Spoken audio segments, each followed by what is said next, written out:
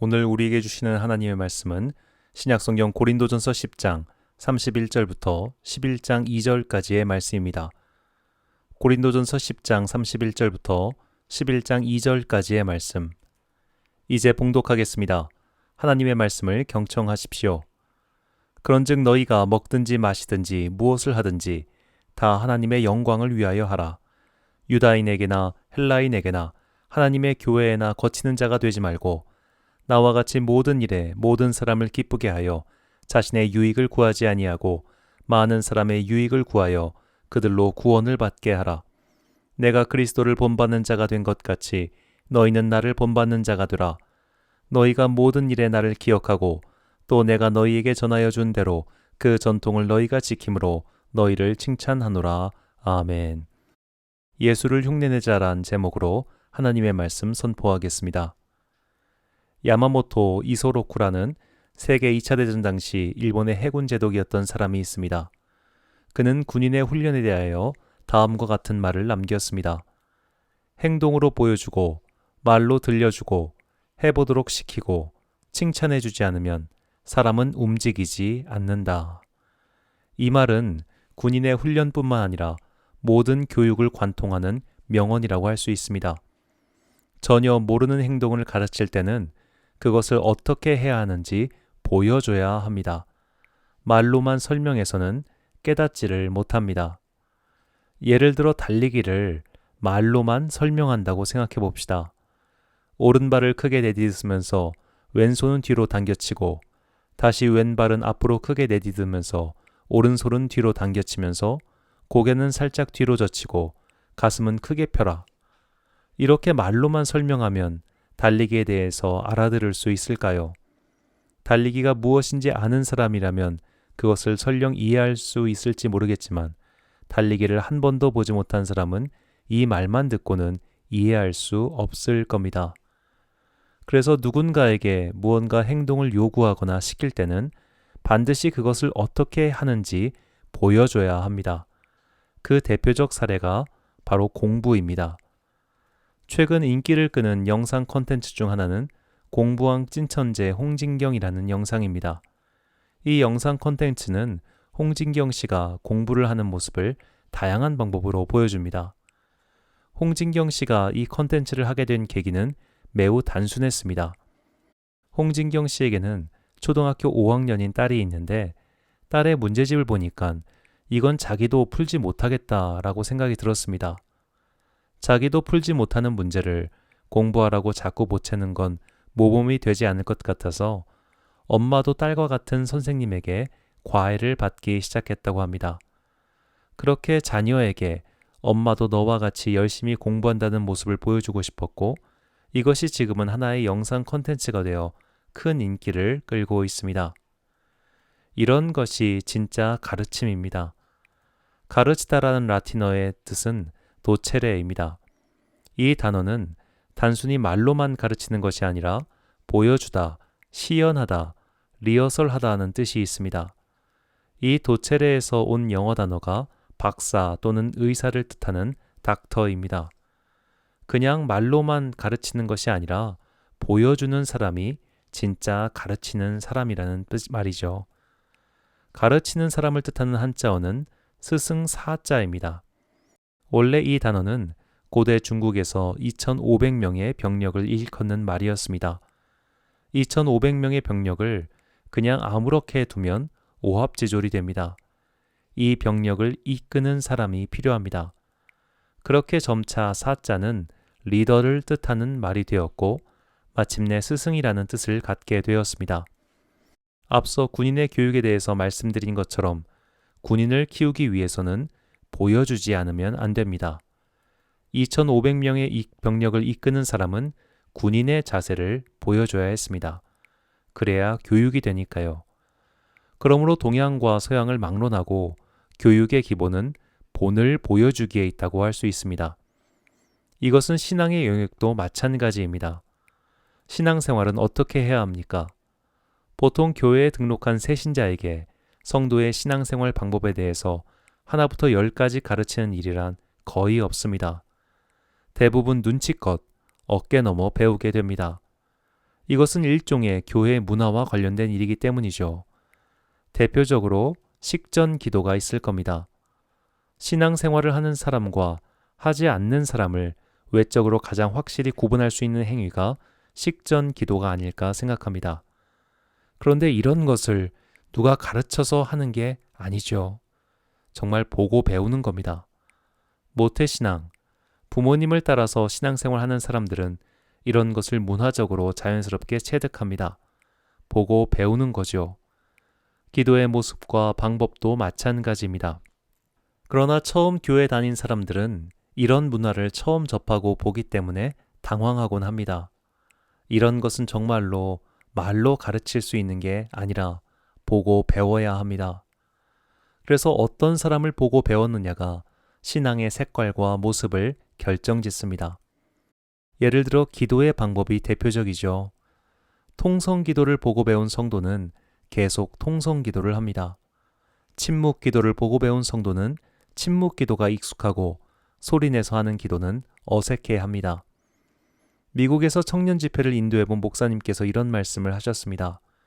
한국인과 미국인이 섞인 집회를 인도해 봤는데 설교가 끝나고 같이 기도를 했습니다. 그런데 미국인들은 그냥 가볍게 몸을 흔들면서 조용히 Jesus 혹은 God 이렇게만 했다는 겁니다.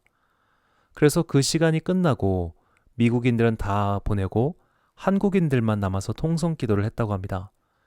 통성기도는 확실히 한국 개신교회만의 특색이기도 합니다.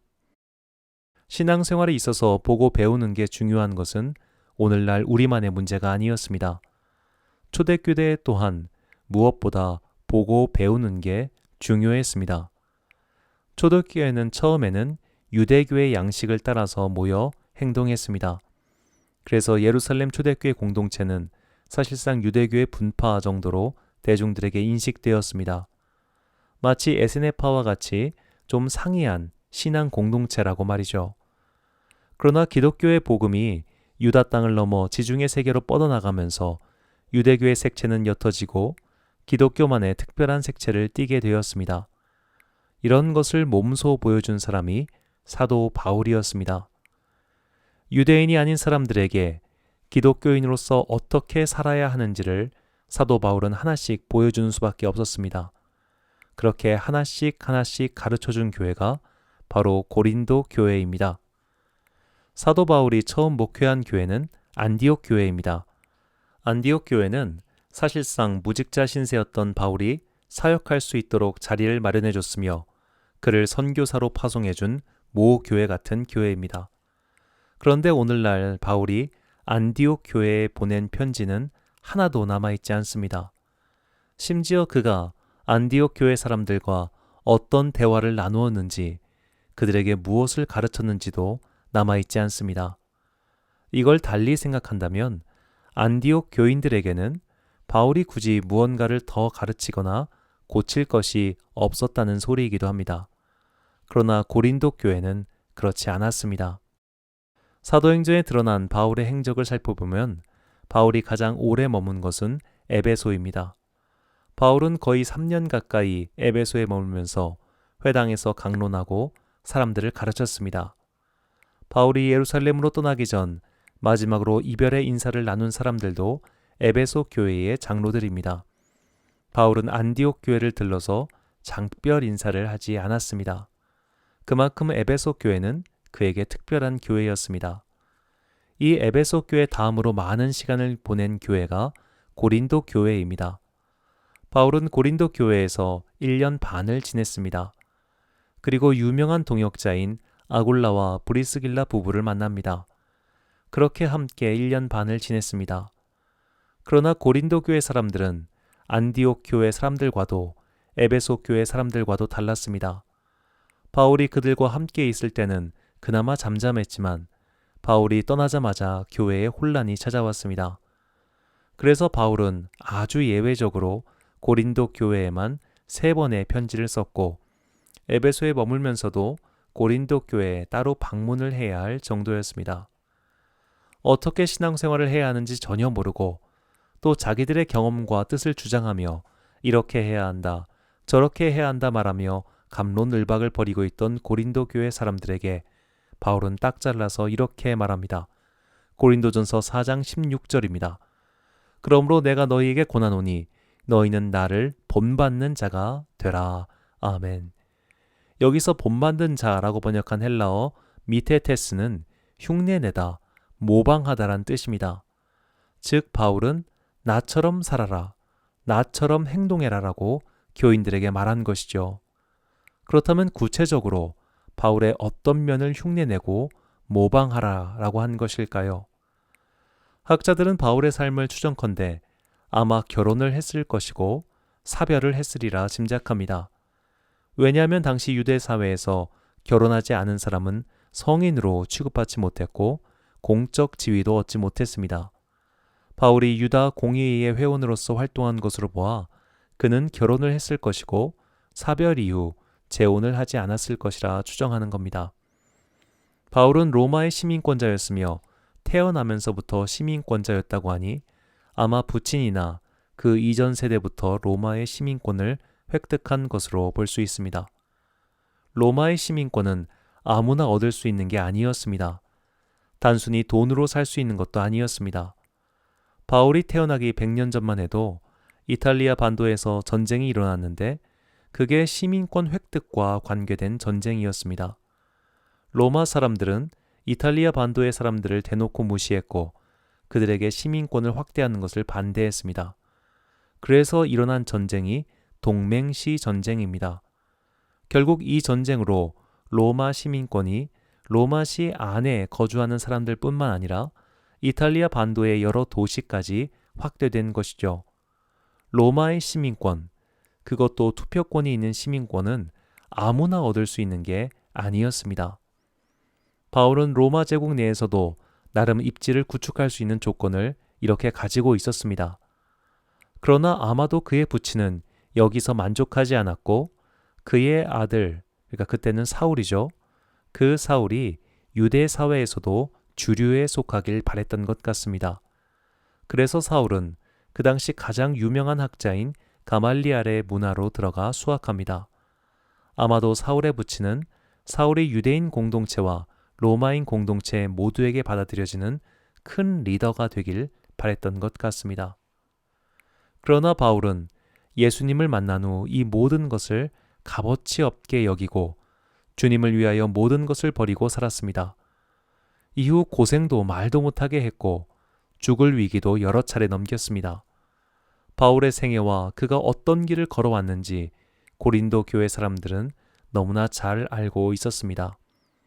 이 부분에서 우리는 바울이 말한 나를 본받으라 라는 말을 다시 생각해 봐야 합니다. 예를 들어 어느 선교사님이 집회에 오셔서 나를 본받으라 라고 말한다면 응당 사람들은 나도 선교사로 나가라는 말씀이구나 라고 생각할 수 있을 겁니다. 마찬가지로 바울이 고린도 교회 사람들을 향해 나를 본받으라, 나를 모방하라, 나를 흉내내라 라고 말한다면 나처럼 독신으로 살아라, 나처럼 선교사로 살아라, 나처럼 가난하게 살아라, 나처럼 고생하고 살아라, 그런 뜻으로 말한 것일까요? 만약 그런 뜻이라면 고린도 교회 사람들도 그리고 이 말씀을 듣고 있는 우리도 절망할 수밖에 없습니다. 왜냐하면 우리는 그렇게 살지 못하기 때문이죠. 이것은 마치 류현진 선수의 투구를 따라해보라고 해서 모두가 류현진이 될 수 없는 것과 마찬가지입니다. 사람마다 능력이 다르고 특성이 다르고 할 수 있는 일도 다릅니다. 모두가 목사가 되어야 하는 것도 아니고 모두가 선교사가 될 수도 없습니다. 그렇다면 어째서 위대한 사도가 이런 상식적인 생각도 하지 못하고 너희는 나를 흉내내라, 나를 모방해라 라고 했을까요? 바울은 구체적으로 자신의 어떤 점을 따라해야 하는지, 어떤 부분을 모방해야 하는지 설명합니다. 그것이 오늘 본문 말씀입니다. 본문 11장 1절 말씀을 읽겠습니다. 내가 그리스도를 본받는 자가 된 것 같이 너희는 나를 본받는 자가 되라. 아멘. 여기서 우리는 한 가지 중요한 점을 짚고 넘어가야 합니다. 바울은 살아계신 예수님을 만난 적이 없습니다. 그가 만난 것은 부활하시고 승천하신 후 빛으로 오신 예수님의 영일 뿐입니다. 그렇다면 바울은 도대체 예수님의 무엇을 모방하고 무엇을 흉내낸 것일까요? 바로 예수님의 사랑과 은혜입니다. 바울은 예수님을 대적하는 사람이었습니다. 예수님을 믿는 사람들 잡아 가두는 교회의 입장에서 볼 때 악당 중에 악당이었습니다. 그랬던 그를 부활하신 예수님께서 영으로 찾아오셨고 바울의 인생은 보람 없는 세상의 인생에서 보람 가득한 하늘나라의 인생으로 변화되었습니다. 바울은 은혜를 받아 거듭난 사람이었습니다. 그리고 그 받은 은혜를 평생 동안 전했습니다. 바울이 고린도 교회뿐만 아니라 그가 만난 모든 성도들에게 전한 것은 바로 내가 은혜를 받아 은혜를 전하며 살았듯이 너희도 받은 은혜를 전하라는 것이었습니다. 에베소서 5장 1절과 2절 말씀입니다. 그러므로 사랑을 받는 자녀같이 너희는 하나님을 본받는 자가 되고 그리스도께서 너희를 사랑하신 것 같이 너희도 사랑 가운데서 행하라. 그는 우리를 위하여 자신을 버리사 향기로운 제물과 희생 제물로 하나님께 드리셨느니라. 아멘. 옛날에 많이 불렀던 복음성가 중 낮엔 해처럼 밤엔 달처럼이란 찬양이 있습니다. 그 찬양의 2절 가사가 예수님처럼 바울처럼 그렇게 살 수 없을까입니다. 우리는 예수님처럼 살 수 없습니다. 우리는 바울처럼 살 수 없습니다. 그분들을 완전히 흉내내고 모든 것을 모방하는 것은 불가능합니다. 그러나 예수님께서 죄인들에게 은혜를 베푸셨듯이 바울이 은혜로 거듭나 은혜를 전하고 살았듯이 우리는 그렇게 은혜로 살고 은혜를 전하며 살 수는 있습니다. 사도 바울이 우리에게 원했던 것은 바로 이것을 모방하고 이것을 흉내내길 바랬던 것이죠. 5월 15일은 스승의 날입니다. 스승의 날은 1963년 전국 청소년 적십자에서 은사의 날을 제정하고 행사를 거행한 것이 시초입니다. 그렇다면 왜 5월 15일을 스승의 날로 삼았을까요? 그날이 바로 세종대왕의 양력 탄생일이기 때문입니다. 세종대왕의 가장 위대한 업적은 한글 창제입니다. 한글의 정식 이름은 훈민정음입니다. 백성을 가르치는 바른 소리란 뜻이죠. 훈민정음 해례본에는 한글을 창제한 이유를 다음과 같이 밝힙니다. 너무나 유명한 말이죠. 우리나라 말은 중국말과 달라 한자와는 서로 통하지 아니한다. 이런 까닭에 한자를 모르는 백성들이 말하고 싶은 것이 있어도 기록으로 남기지 못한다. 내가 이것을 딱하게 여겨 새로 28글자를 만드니 백성들은 이 글자를 배워 누구나 문자로 자기가 하고 싶은 말을 전해라. 이처럼 스승은 말로만 뭔가를 전하는 사람이 아닙니다. 배우는 상대방을 고려하여 그들의 수준에서 알아듣기 쉽게 보여주고 흉내낼 수 있게 해준 사람입니다. 스승의 날은 그런 스승을 기리고 감사한 마음을 전하는 날이죠. 그렇다면 신앙인에게 참 스승은 당연히 예수 그리스도입니다. 그런데 성경은 예수님을 가리켜 스승이라는 표현을 잘 사용하지 않습니다. 우리가 익히 아는 목자라는 표현을 더 많이 사용합니다. 목자는 양보다 앞서 길을 갑니다. 양이 갈 길을 미리 알고 인도해 줍니다. 성경이 말하는 스승의 가장 좋은 모습이 바로 목자이며 목자의 가장 아름답고도 완전한 모습을 보여주신 분이 바로 예수 그리스도입니다. 그러므로 우리는 목자이신 예수님께 감사하며 그분께서 가르쳐 주시고 보여주신 길을 가야 합니다. 그 길을 따라가는 사람들이 예수님의 제자이며 예수님의 제자들은 예수님께서 보여주신 생명의 길, 은혜의 길을 걸어가는 사람들입니다. 스승의 날 이튿날인 5월 16일 주일을 맞이하여 참 스승이며 참 목자이신 예수님의 길을 따라가겠다고 다짐하는 제자로서 우리는 오늘 우리의 상태를 점검해야 합니다. 주님께 받은 은혜가 무엇인지 아십니까? 그 은혜를 알고 있다면 그 은혜를 따라 은혜를 전하며 살고 있습니까? 이것은 단순히 바깥에 나가서 복음 전도를 하며 사는 것을 뜻하지 않습니다. 주님께 받은 은혜란 죄인인 우리를 받아주신 은혜입니다. 본래 죄를 따라 살고 있기 때문에 죽을 수밖에 없는 우리를 주님께서 은혜로 살려주셨습니다. 그렇다면 우리도 마땅히 다른 사람들을 은혜로 대함이 옳지 않겠습니까? 받은 은혜를 다른 이에게 은혜로 흘려보내야 한다는 유명한 이야기가 마태복음 18장에 나오는 1만 달란트 빚진 자의 비유입니다.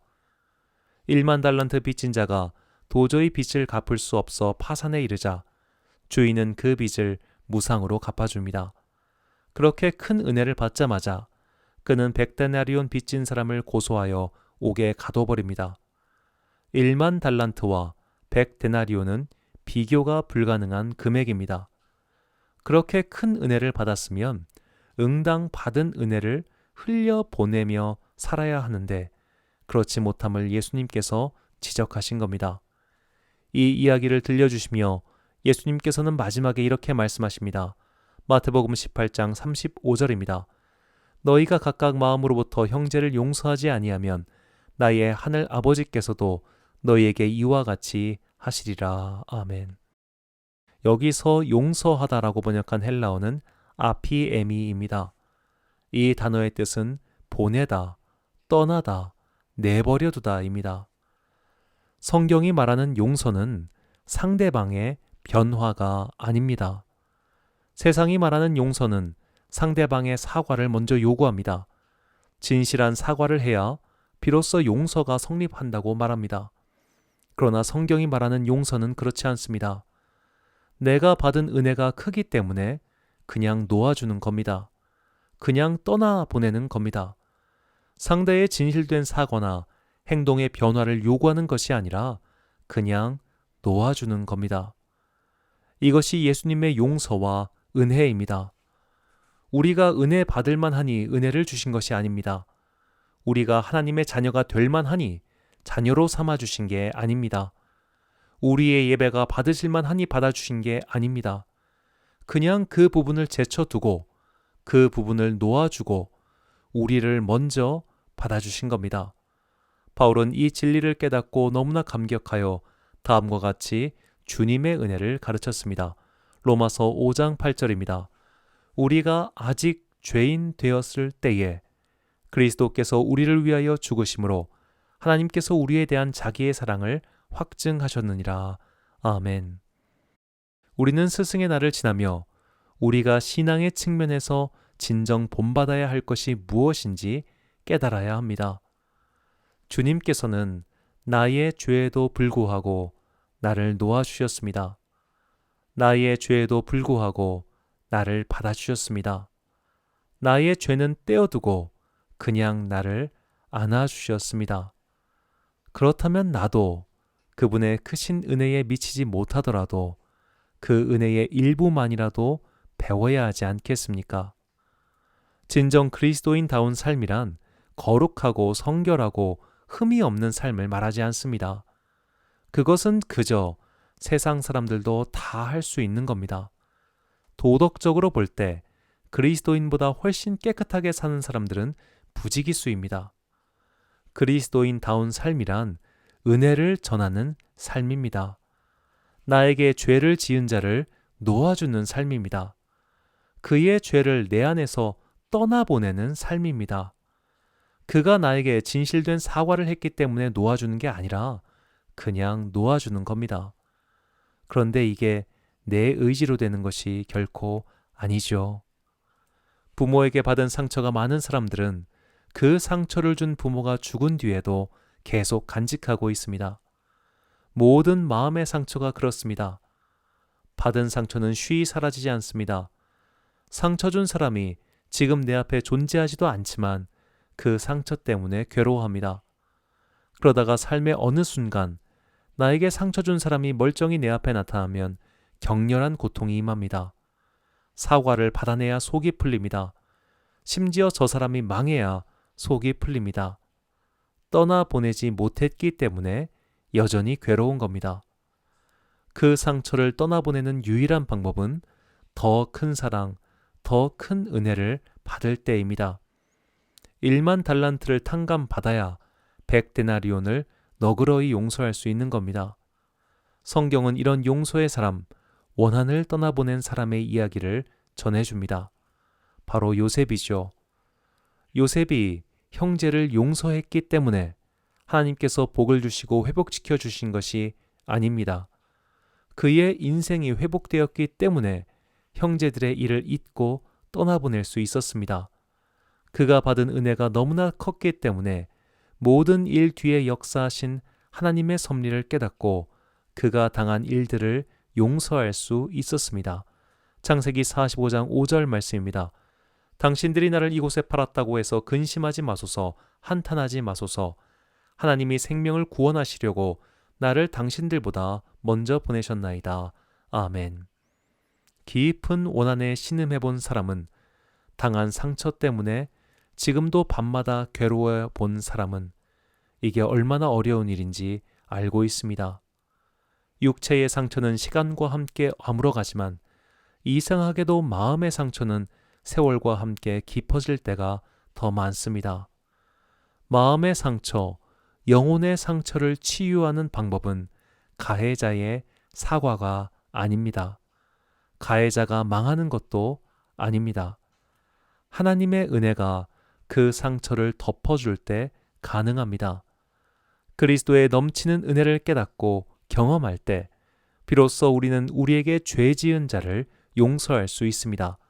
로마서 3장 23절과 24절 말씀입니다. 모든 사람이 죄를 범하였음에 하나님의 영광에 이르지 못하더니 그리스도 예수 안에 있는 속량으로 말미암아 하나님의 은혜로 값없이 의롭다 하심을 얻은 자 되었느니라. 아멘. 사랑하는 로뎀교회 성도 여러분, 그리고 이 예배를 함께 드리시는 귀한 주님의 자녀 여러분, 우리는 주님의 은혜를 모방하는 자들이 되어야 합니다. 그 은혜를 흉내내는 자들이 되어야 합니다. 모방이나 흉내는 결코 원작을 뛰어넘을 수 없습니다. 하지만 적어도 모방과 흉내를 낸 작품을 보면 원작이 어떤 것인지 대략이나마 알 수는 있습니다. 그리스도를 흉내내는 삶은 예수님처럼 정결하고 흠없고 죄 안 짓는 그런 것을 뜻하지 않습니다. 그분께서 우리에게 베푸신 은혜를 기억하고 나 또한 은혜를 흘려보내기 위해 나에게 잘못한 사람을 떠나보내는 삶입니다. 마음의 원한을 떠나보내십시오. 깊은 상처와 분노를 놓아주십시오. 그것을 위해 은혜를 깨닫게 달라고 간구하십시오. 내 의지로는 그런 것들을 놓아줄 수가 없습니다. 내 생각대로 상처와 분노와 원한을 잊을 수가 없습니다. 더 큰 은혜가 상처를 덮고 원한을 덮을 때 비로소 우리는 보내야 할 것을 보내고 떠나야 할 것에서 떠날 수 있습니다.